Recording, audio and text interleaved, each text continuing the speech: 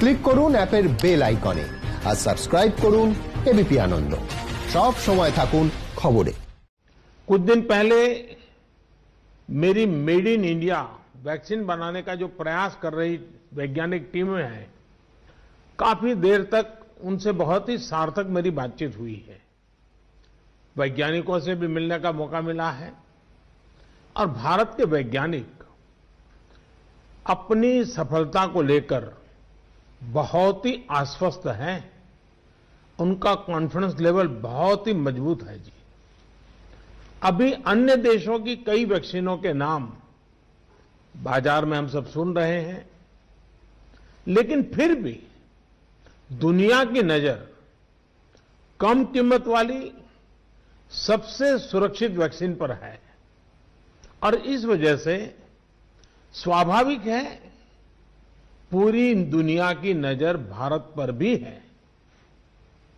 अहमदाबाद, पुणे और हैदराबाद जाकर मैंने ये भी देखा है कि वैक्सीन मैन्युफैक्चरिंग को लेकर देश की तैयारियां कैसी हैं। हमारे भारतीय manufacturers ICMR, department of biotechnology और ग्लोबल इंडस्ट्री के अन्य दिग्गजों के बहुत ही संपर्क में रह करके तालमेल के साथ काम कर रहे हैं। आप एक तरह से मानकर चलिए कि सभी कमर कस के तैयार बैठे हैं। करीब करीब 8 ऐसी संभावित वैक्सीन है जो ट्रायल के अलग अलग चरण में और जिनकी मैन्युफैक्चरिंग भारत में ही होनी है। जैसा यहां चर्चा में भी बात आई, भारत की अपनी 3 अलग अलग वैक्सीन का ट्रायल अलग अलग चरणों में है। एक्सपर्ट्स ये मानकर चल रहे हैं कि अब कोरोना की वैक्सीन के लिए बहुत ज्यादा इंतजार नहीं करना पड़ेगा। माना जा रहा है कि अगले कुछ हफ्तों में कोरोना की वैक्सीन तैयार हो जाएगी। जैसे ही वैज्ञानिकों की हरी झंडी मिलेगी, भारत में टीकाकरण अभियान शुरू कर दिया जाएगा। टीकाकरण के पहले चरण में किसे वैक्सीन लगेगी, इसे लेकर भी केंद्र सरकार राज्य सरकारों से मिले सुझावों के आधार पर काम कर रही है।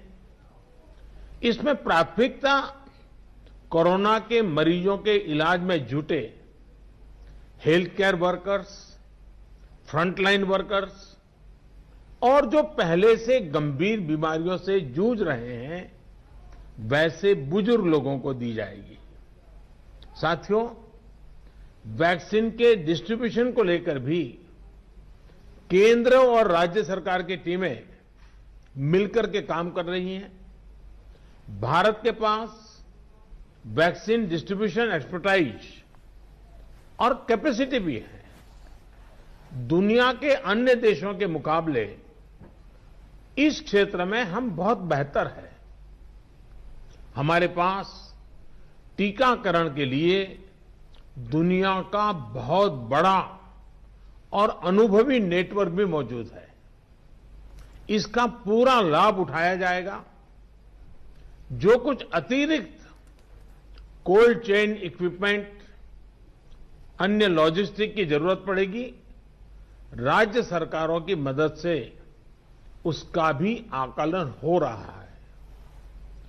कोल्ड चेन को और मजबूत करने के लिए भी साथ ही साथ अनेक नए प्रकल्प भी चल रहे हैं, कई और नए प्रयास भी चल रहे हैं। भारत ने एक विशेष सॉफ्टवेयर भी बनाया है, कोविन, जिसमें कोरोना वैक्सीन के लाभार्थी वैक्सीन के उपलब्ध स्टॉक और स्टोरेज से जुड़ी रियल टाइम इंफॉर्मेशन रहेगी।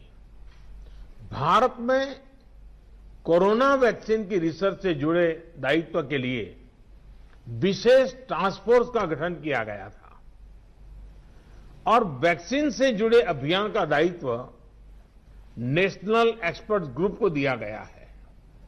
इसमें टेक्निकल एक्सपर्ट्स हैं, केंद्र सरकार के संबंधित मंत्रालयों और विभागों के अधिकारी हैं, प्रत्येक जोन के हिसाब से राज्य सरकारों के भी प्रतिनिधि हैं। ये नेशनल एक्सपर्ट ग्रुप राज्य सरकारों के साथ मिलकर के काम कर रहा है। राष्ट्रीय और स्थानीय हर जरूरत के मुताबिक फैसले नेशनल एक्सपर्ट ग्रुप द्वारा सामूहिक तौर पर लिए जाएंगे। साथियों, वैक्सीन की कीमत कितनी होगी, इसे लेकर भी सवाल स्वाभाविक है। केंद्र सरकार इस बारे में राज्य सरकारों के साथ बात कर रही है।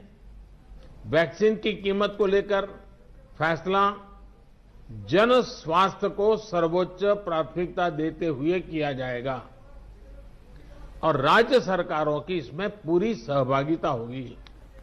साथियों, एक राष्ट्र के रूप में भारत ने जो फैसले लिए, जिस प्रकार भारत ने तेजी से वैज्ञानिक तरीकों को अपनाया, उसका परिणाम आज दिख रहा है। भारत आज उन देशों में है जहां पर प्रतिदिन टेस्टिंग बहुत ज्यादा हो रही है। भारत आज उन देशों में है जहां पर रिकवरी रेट भी बहुत ज्यादा है। भारत उन देशों में भी शामिल है जहां पर कोरोना की वजह से होने वाली मृत्यु दर इतनी कम है।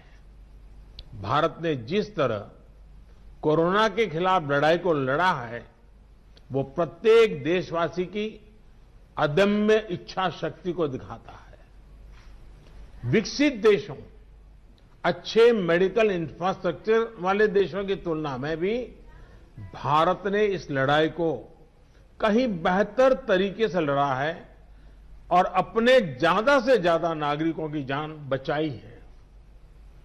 हम भारतीयों का संयम, हम भारतीयों का साहस, हम भारतीयों का सामर्थ्य इस पूरी लड़ाई के दौरान अतुलनीय रहा है, अभूतपूर्व रहा है।